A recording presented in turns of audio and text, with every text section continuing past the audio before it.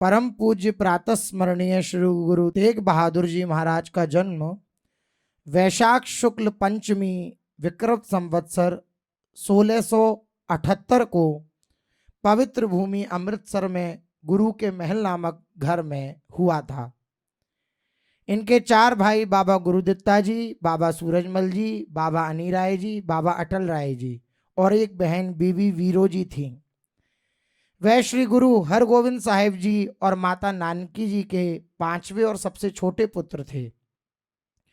उनके बचपन का नाम त्यागमल था। करतारपुर की लड़ाई के बाद गुरु हरगोविंद जी ने उन्हें तेग बहादुर कहना शुरू कर दिया, जिसमें वे महान तलवार खिलाड़ी साबित हुए। श्री गुरु तेग बहादुर जी बचपन से ही घर के अंदर बैठकर अपना अधिकांश समय ध्यान में बिताते। वे वैराग्य और त्याग की मूर्ति थे। स्वाभाविक रूप से उनमें निस्वार्थ सेवा और त्यागपूर्ण जीवन जीने की प्रेरणा विकसित हुई। श्री गुरु तेग बहादुर जी ने 6 वर्ष की आयु से नियमित शिक्षा प्राप्त की, जहां उन्होंने शास्त्रीय गायन और वाद्य संगीत भी सीखा। शिक्षा के अलावा उन्हें घुड़सवारी, तलवारबाजी, भाला फेंकना और निशानेबाजी जैसा सैन्य प्रशिक्षण भी दिया गया। उन्होंने अमृतसर और करतारपुर की लड़ाइयों को देखा था और उनमें भाग भी लिया था, लेकिन इन सब के बावजूद समय के साथ उनमें एक असाधारण वैरागी स्वभाव विकसित हो गया, जो उनकी वाणी से प्रकट होता है। श्री गुरु तेग बहादुर जी का विवाह संवत 1689 में करतारपुर के श्री लालचंद और बिशन कौर जी की बेटी गुजरी माता से हुआ था। एक पुत्र श्री गुरु गोविंद सिंह साहिब का जन्म पौष शुदी सप्तमी संवत्सर 1723 को हुआ था। गुजरी माता भी एक धार्मिक हृदय थी। श्री गुरु हरगोविंद साहब जी के जाने के तुरंत बाद श्री गुरु तेग बहादुर जी की माँ माता नानकी जी ने उन्हें और उनकी पत्नी गुजरी को व्यास नदी के पास अपने पैतृक गांव बाबा बकाला में ले गईं। इतिहास में कहा गया है कि भाई मेहरा ने श्री गुरु तेग बहादुर जी के लिए एक भोरा साहिब बनवाया, जहां वे पूरी शांति से रहे और अगले 26 वर्षों तक 1638 से 1664 तक एकांतिक भक्ति करते हुए जीवन व्यतीत करते रहे।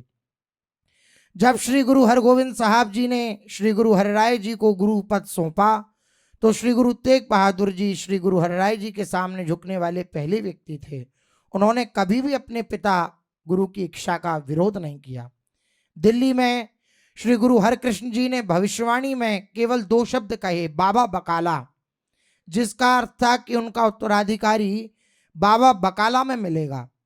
अब इस घोषणा के साथ ही छोटे से गांव बकाला में लगभग 22 पदाधारी और स्वनियुक्त उत्तराधिकारी उभर आए। उनमें से सबसे प्रमुख धीरमल थे, जो सबसे बड़े पुत्र बाबा गुरुदत्ता जी के एकमात्र प्रत्यक्ष वंशज थे, और उनके पास ही श्री गुरु अर्जन देव जी द्वारा तैयार गुरु ग्रंथ साहिब की पहली प्रति थी। इस स्थिति ने कुछ महीनों तक निर्दोष सिख श्रद्धालुओं को हैरान कर दिया। एक दिन ऐसी घटना घटी जिसने विवाद का फैसला हमेशा के लिए पूरा परिदृश्य ही बदल दिया। टांडा जिला झेलम के एक अमीर व्यापारी और एक धर्मनिष्ठ सिख माखन शाह लुबाना बकाला गांव में गुरु साहिब को अपनी श्रद्धा और 500 सोने के सिक्के भेंट करने आए थे। कहा जाता है कि पहले उनका माल से भरा जहाज तूफान में फंस गया था, लेकिन गुरु साहिब की प्रार्थना के कारण उनका जहाज बच गया। उसने सुरक्षा के बदले 500 सोने के सिक्के देने का मन बनाया। बकाला गांव पहुंचकर उन्हें बहुत सारे गुरुओं का सामना करना पड़ा। सभी ने असली गुरु बनने के लिए प्रतिस्पर्धा की। उसने सभी को केवल 2 सिक्के दिए और किसी ने भी चुनौती नहीं दी। धोखेबाज केवल 2 सिक्के स्वीकार करने में प्रसन्न रहे, लेकिन वे निराश हो गए क्योंकि उसे कुछ गलत होने का एहसास हुआ। एक दिन उन्हें कुछ ग्रामीणों से पता चला कि गुरु तेग बहादुर जी नाम के एक और गुरु भी हैं जो वहां विराजमान है। वह गुरु से मिलने गया, जो एकांत घर में ध्यान कर रहे थे। जब उन्होंने श्री गुरु तेग बहादुर जी को 2 सिक्के भेंट किए, तो बाद में उन्होंने सवाल किया कि माखन शाह, 500 के बजाय केवल 2 सिक्के देकर अपना वादा तोड़ रहे हो। इस पर माखन शाह खुशी से फूले नहीं समाये। वे तुरंत उसी घर की छत पर चढ़ गए और जोर जोर से चिल्लाने लगे कि सच्चे गुरु, गुरु लाधो रे, गुरु लाधो रे, सच्चे गुरु मिल गए हैं। यह सुनकर बड़ी संख्या में सिख श्रद्धालु वहां एकत्रित हो गए और सच्चे गुरु को श्रद्धा सुमन अर्पित किए। इस घटना ने धीरमल को तबाह कर दिया और उसने भांडे के गुंडों के साथ श्री गुरु तेग बहादुर जी पर हमला कर दिया। एक गोली गुरु साहिब को लगी और जब सिखों को इस हमले के बारे में पता चला तो उन्होंने जवाबी कार्रवाई की और धीरमल के पास विराजमान गुरु ग्रंथ साहिब को अपने कब्जे में ले लिया। लेकिन गुरु साहिब ने उसे माफ कर दिया धीरमल को, और वह गुरु ग्रंथ साहिब की जो प्रति थी वह वापस कर दी।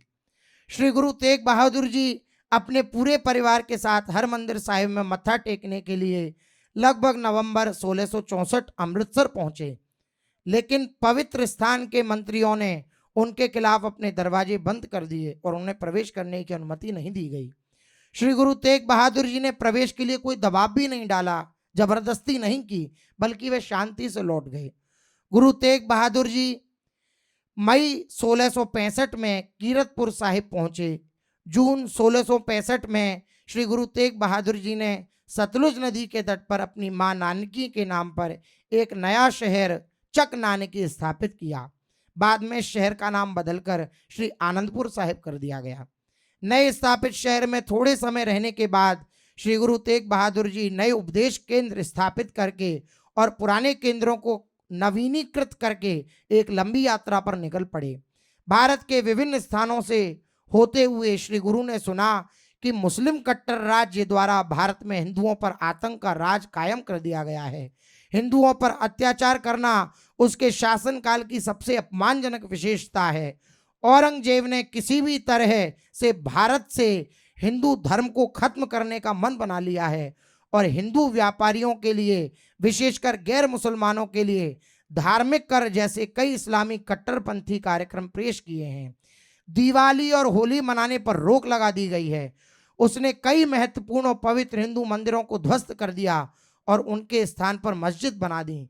श्री गुरु तेग बहादुर जी ने औरंगजेब की इन काली करतूतों के बारे में सुना और पंजाब की ओर चल दिए। गुरु साहिब फरवरी 1671 में आनंदपुर साहिब लौट आए। उन्होंने वहां शांति पूर्वक से धर्म का प्रचार करते हुए लगभग 2 साल बिताए। यहाँ उन्होंने खुद को आम जनता के दुखों और तकलीफों से जोड़ा। गुरु तेग बहादुर सिंह जी महाराज हे भगवत स्वरूप ऐसे महाबल से युक्त जो अपने धर्म नाम के लिए अपने प्राणों को कुछ नहीं गिना। कह रहे हरि के नाम बिना दुख पावे, भगति बिना सहसा नहीं चूके, गुरु इहि भेद बतावे, हरि के नाम बिना दुख पावे। गुरु तेग बहादुर जी कह रहे कि जीव का दुख हरिनाम के बिना नहीं मिट सकता। चाहे कोई और उपाय कितना भी कर ले कोई लाभ नहीं मिलेगा। भगति बिना सहसा नहीं चूके, गुरु इहि भेद बतावे, हरि के नाम बिना दुख पावे। कहा भयूं तीरथ व्रत किए, राम शरण नहीं आवे, जोग यज्ञ निफल ते मानो, जो प्रभु जसु बिसरावे। क्या हुआ?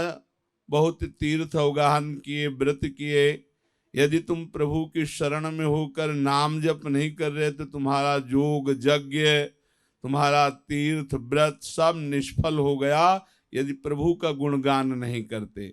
मान मोह दोनों को परिहरी, गोविंद के गुण गावे, कहु नानकी विधि को प्राणी जीवन मुकुत कहावे। जो मान का त्याग करके, मोह का त्याग करके प्रभु के गुणों का, गोविंद के गुणों का गान करता है, श्री तेग बहादुर सिंह जी कह रहे कि वो प्राणी जीवन मुक्त हो गया। जो निरंतर नाम जप करता है, प्रभु का गुणगान करता है, मोह मान का त्याग करता है, वो जीवन मुक्त महापुरुष हो जाता है।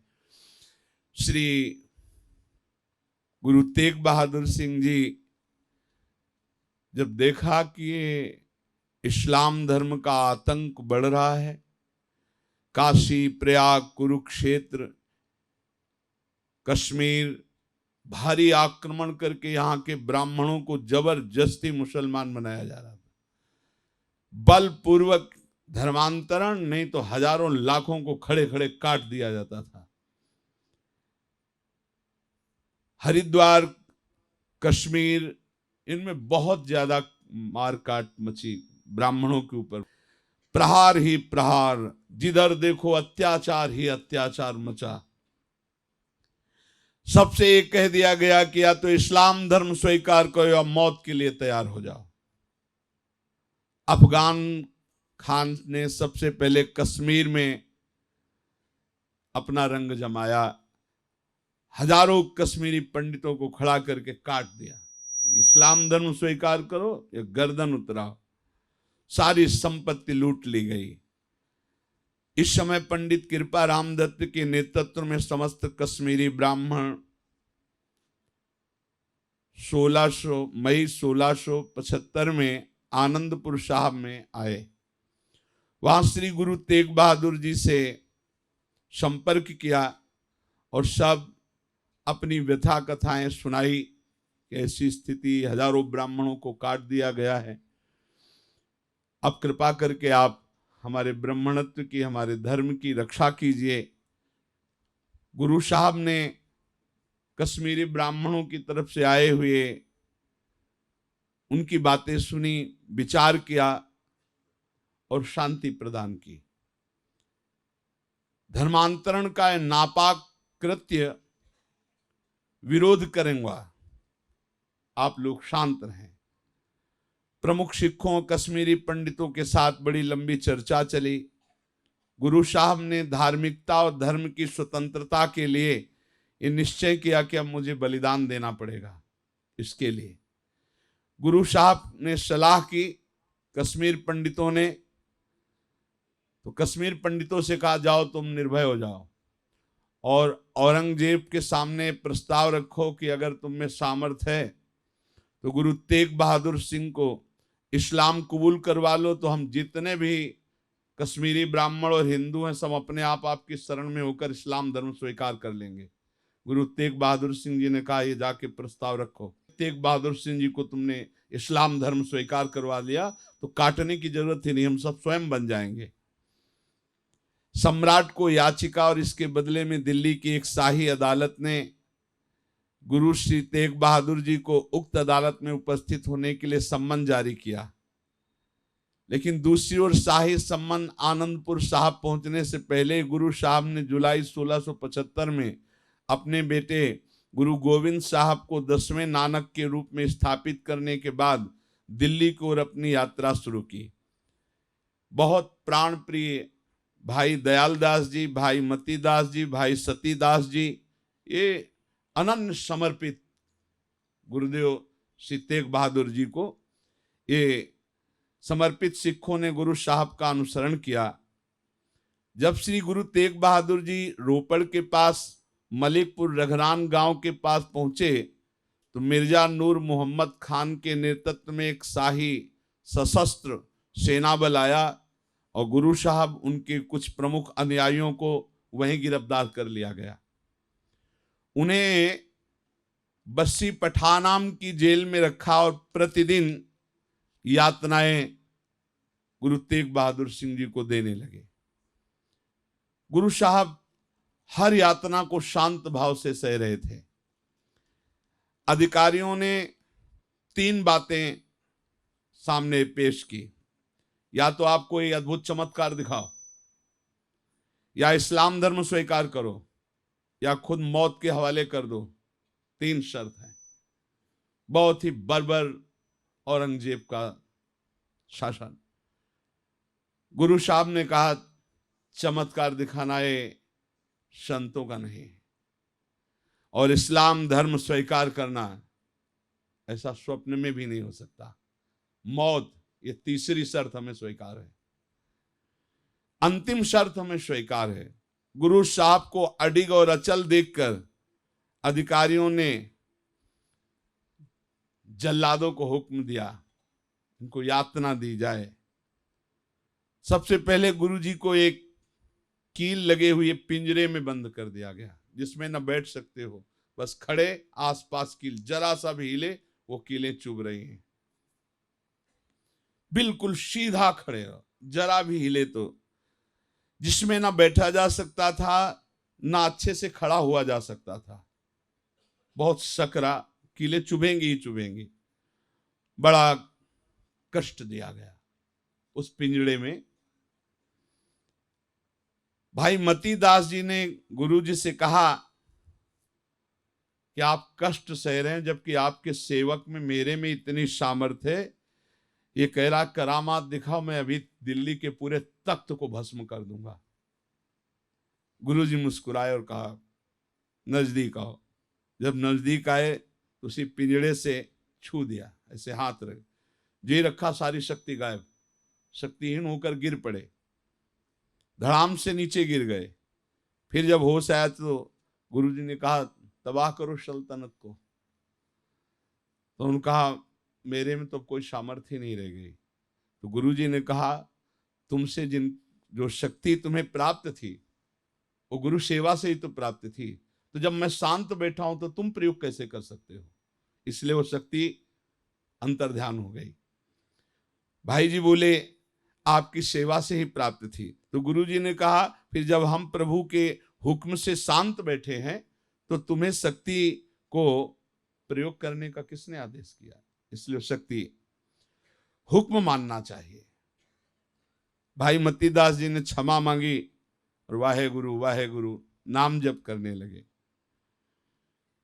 उन जल्लादों ने पहले उनके सामने उन्हीं के प्राण प्रिय इन 3 शिष्यों को बहुत कष्ट देते हुए इनको शहीद किया। धर्म बदलो, करामात दिखाओ या मृत्यु स्वीकार करो। सबने अपने प्राण प्रीतम गुरु तेग बहादुर के सम्मुख प्राण त्यागना खुशी से स्वीकार किया। भाई मतीदास जी ने कहा कि मुझे गुरु के सामने बलिदान होने का शौक है, खुशी है इस बात की कि गुरुदेव मेरे देखें और मेरा शरीर पूरा हो। जिस समय आप मुझे मृत्यु दंड दें तो मेरा मुख गुरुदेव के सामने होना चाहिए, ये मेरी अंतिम इच्छा है। मैं अपने प्रिय गुरुदेव के दर्शन करते हुए प्राण न्यौछावर करूंगा। बड़े ही जल्लाद गुरु तेग बहादुर के सामने मुख करके खड़ा किया और सीधे सर से 2 टुकड़े कर दिए, चीर दिया बीच से। जिस समय चीरे जा रहे थे तो उनके मुख से उनके टुकड़ों से निकल रहा था वाहे गुरु वाहे गुरु वाहे गुरु, और गुरुवाणी की आवाज प्रकट हो रही थी। क्या कष्ट सहा महापुरुषों ने धर्म के लिए, प्रभु के लिए। भाई सतीदास जी को जब यही बात कही तो उन्होंने कहा मृत्यु स्वीकार है, धर्मांतरण नहीं। तो रुई में लिपेट करके गुरु जी के सामने जिंदा जला दिया गया। वो जलते हुए भी उच्चारण करे सतनाम वाहे गुरु, सतनाम वाहे गुरु। रुई में जलना बहुत, घंटों में शरीर जला। वाहे गुरु सतनाम वाहे गुरु, देखते देखते राख कर ढेर बन गए। फिर भाई दयाला जी को उबलते हुए पानी में डाल करके खौला खौला करके शहीद कर दिया। वो जब पानी में खौल रहे थे तब सतनाम वाहे गुरु, सतनाम वाहे गुरु। गुरु तेग बहादुर सिंह अडिग रहे। तो आदेश पर अमल किया जाए। औरंगजेब ने हुक्म किया कि गर्दन उतार दी जाए। हजारों लोगों को इकट्ठा किया कि देखो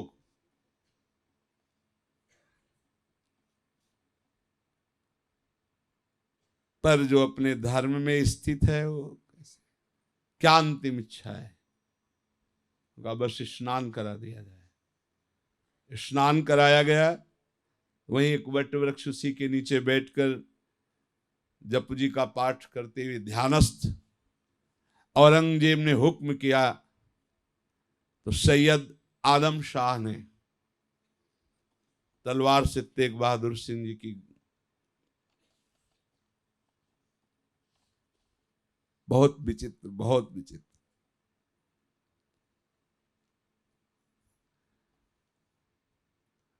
हजारों लोग देख रहे थे। 11 नवंबर 1675 ईस्वी बताते हैं, चांदनी चौक पर गुरुद्वारा शीशगंज वो स्थान है जहां शीश कटवाकर शहादत दी गई थी। गुरुजी के शीश को सैयद आदम शाह ने, ऐसा उसमें लिखा हुआ है। गुरुजी ने धर्म रक्षा है तो अपने वचन पूर्ण करते हुए वाहे गुरु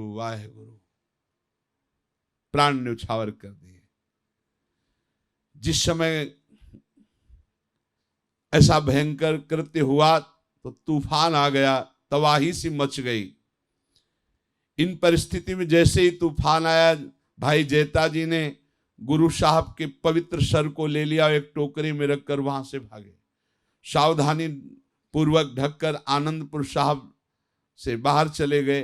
15 नवंबर को आनंदपुर साहब के पास कीरतपुर साहब पहुंचे और युवा गुरु गोविंद राय ने उनका बड़े सम्मान से स्वागत किया और उन्हें रंगरेटा गुरु का बेटा कहकर सम्मानित किया।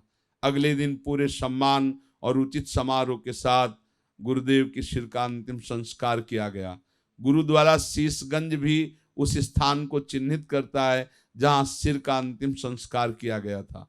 उसी स्थिति का लाभ उठाते हुए श्री गुरु तेग बहादुर जी के शरीर के दूसरे हिस्से को एक बहादुर सिख लखी शाह लुबाना, एक प्रसिद्ध व्यापारी और ठेकेदार ने अपने साथ ले लिया। उन्होंने तुरंत अपने घर के अंदर एक चिता बनाई और शाम को उसमें आग लगा दी। इस प्रकार पूरा घर सहित अन्य कीमती सामान जलकर नष्ट हो गया।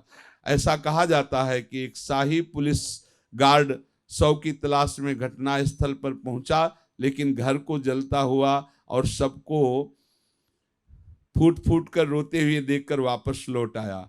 अब नई दिल्ली में गुरुद्वारा रकाबगंज इस स्थान को चिन्हित करता है। गुरु साहब एक महान कवि और विचारक भी थे। उन्होंने एक श्लोक के रूप में कहा कि भय काहू को देत न भय मानत आन, कहु नानक सुन रे मना, ज्ञानी ताहि बखान। जो न किसी से डरता है और न किसी को डर देता है, उसे ही सच्चे ज्ञानी व्यक्ति के रूप में स्वीकार किया जाता है। गुरु साहब ने 57 श्लोकों के अलावा 15 रागों में गुरबानी लिखी, जिसे गुरु ग्रंथ साहब में शामिल किया गया। इस प्रकार अपने को बलिदान करके गुरु तेग बहादुर जी ने समस्त विश्व में धैर्य, अपने धर्म पर अडिग रह करके, कैसी भी परिस्थिति हो, इन गुरुजनों ने ये करके दिखाया। अपने धर्म से न डिगे, अपनी उपासना से न डिगे, अपने इष्ट से विमुख न हो। तीन नर तिहि नर जन्म अकारथ खोइया, ई राखो मन माही, तीरथ करे बिरत पुनि राखे, नहीं मनुआ बस जाको, निफल धर्म ताहि तुम मानो, साचु कहत मैं आको। उस व्यक्ति का, मनुष्य का जन्म अकारथ व्यतीत हो जाता है। ये बात सच्ची मन में रख लो। चाहे तीर्थ करो, चाहे व्रत करो, यदि मन बस में नहीं है तब निष्फल समझो। मैं सच्ची कहता हूं, जैसे पाहन जल मही राखी, भेदय नहीं ती पानी, तैसे ही तुम ताहि पिछानो भगतहीन जो प्राणी।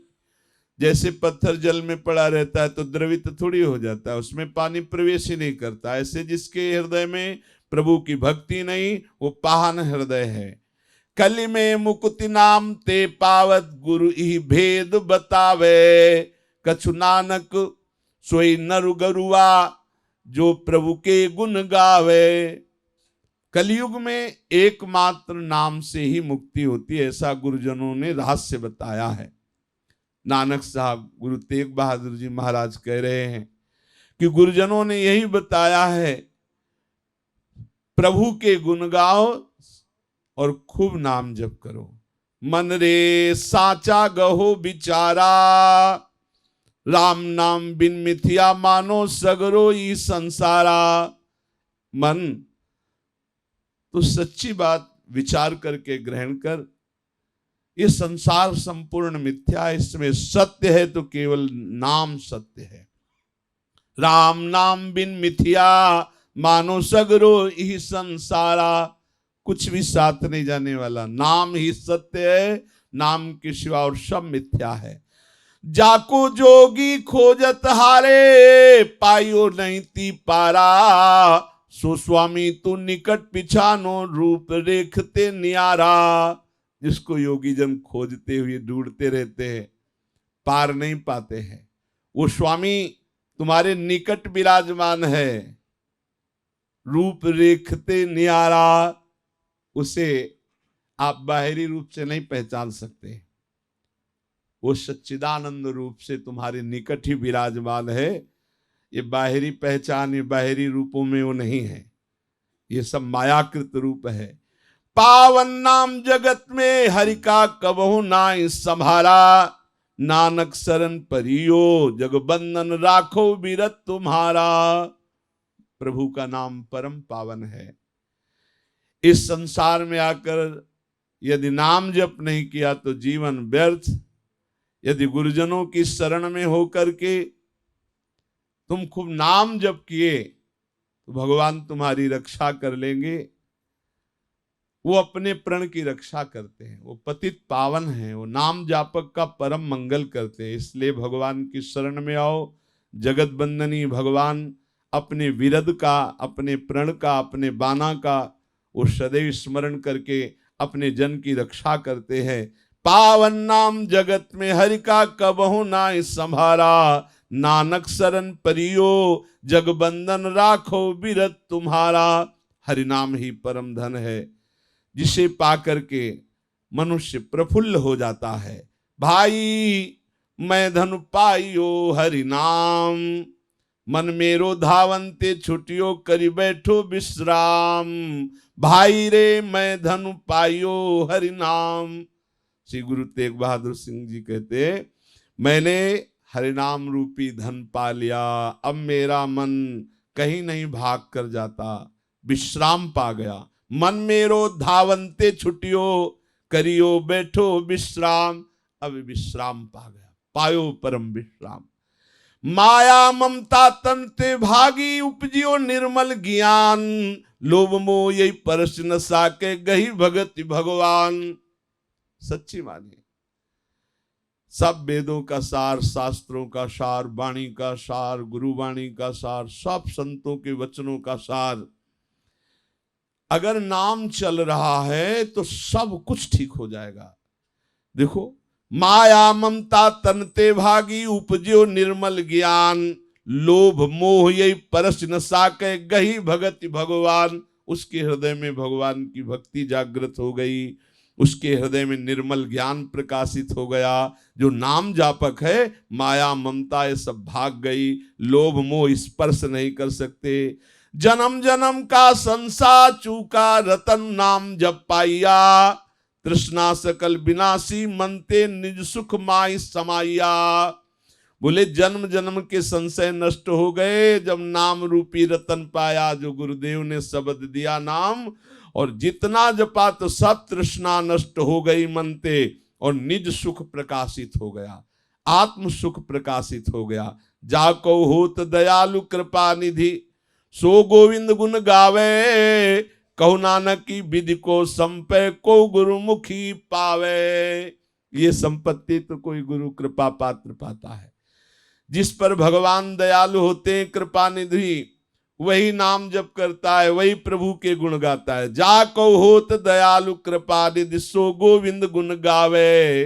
कहु नानक की विधि को संपय, को गुरुमुखी पावे। इसलिए इन महान करुणा समुद्र गुरुजनों के चरणों में प्रणाम करके यही याचना करते जो गुरुवाणी में आदेश किया, सत्संगति, नाम जप, भगवत गुणों का गायन, ये हमारे जीवन में सदैव बना रहे।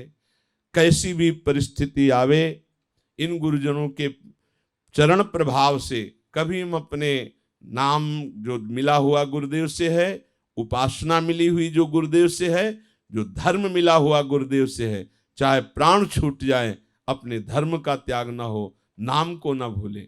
कल बहुत शाम के चिंतन होता रहा, गुरु नानक साहब जी कहते नाम चल रहा तो जीवन है, नाम छूटा तो मृत्यु। यह है नाम जपने का रंग। देवर्षि नारद जी कहते हैं तद स्मरणेन परम व्याकुलतेति। ये अगर पकड़ लिए नाम ना, सब कुछ प्राप्त हो जाएगा। बस नाम, जो गुरु प्रदत्तम नाम, बार बार उसका रटन करो, इसी से परम लाभ मिलेगा। ऐसा गुरुवाणी जी, ऐसा महापुरुषों के वचनों में पाया गया। ये सब कृपा करें और नाम में प्रीति यत्किंचित हो जाए तो हम उस परम लाभ को प्राप्त कर लें जो शास्त्रों में गाया गया है। परम पूज्य प्रातः स्मरणीय श्री गुरु तेग बहादुर सिंह की जय जय। श्री राधे श्याम।